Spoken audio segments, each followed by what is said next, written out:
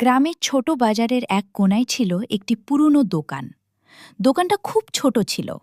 টিনের ছাউনি, কাঠের তাক আর কয়েকটা বিস্কুটের বয়াম, এই ছিল দোকানের সবকিছু। দোকানটির মালিক ছিলেন সালাম চাচা। বয়স হয়ে যাওয়ায় তিনি আর আগের মতো দোকান চালাতে পারতেন না, তাই দোকানে খুব কম মানুষ আসত। সেই গ্রামেই থাকত আরিফ আর তার মা।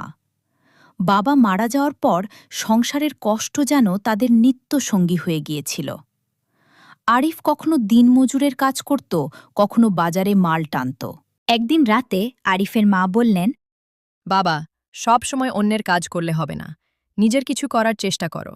তাহলে কি করব মা? ব্যবসা করতে তো টাকা লাগে।